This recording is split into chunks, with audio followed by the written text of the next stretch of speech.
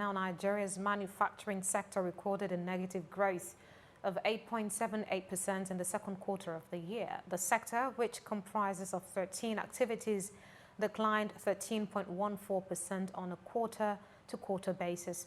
Ambrose Oruche, the Acting Director General of the Manufacturers Association of Nigeria, now joins me for more on happenings within the space. Ambrose, glad to have you join us for this conversation on Parliament West Africa. To what extent really are the latest figures that we see from Nigeria's Q2 GDP a reflection of activities within the manufacturing space?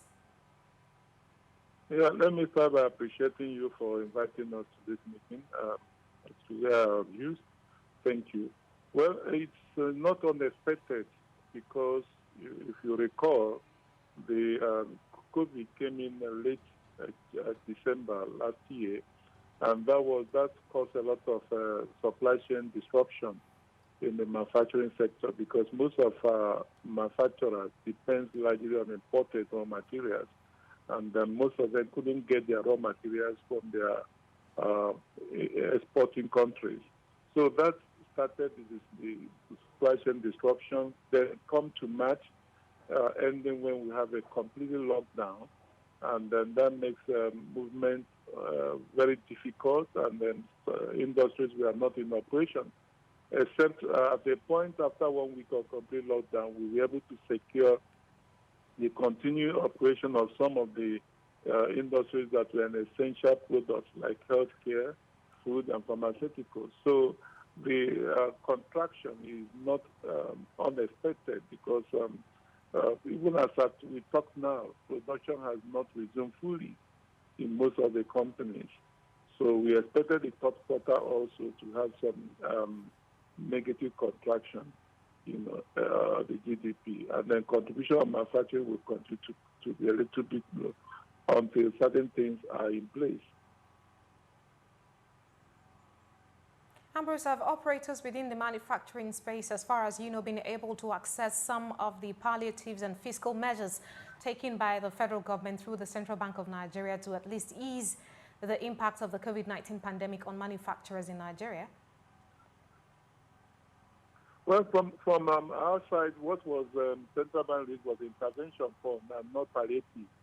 Intervention fund came with also it is an interest rate, which they said it was 5%, but it is not what we needed to sustain the industrial production.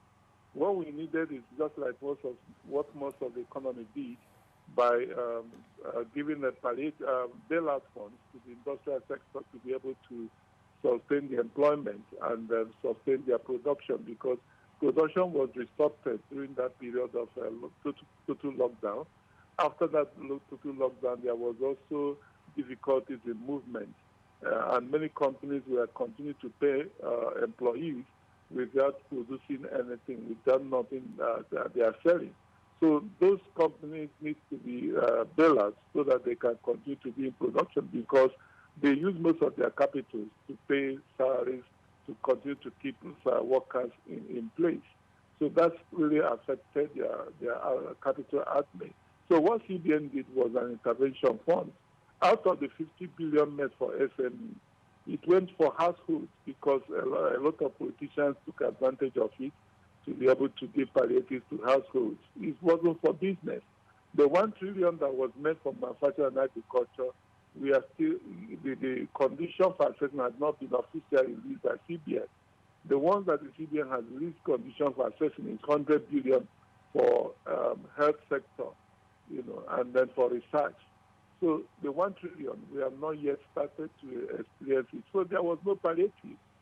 There was no to manufacturing sector.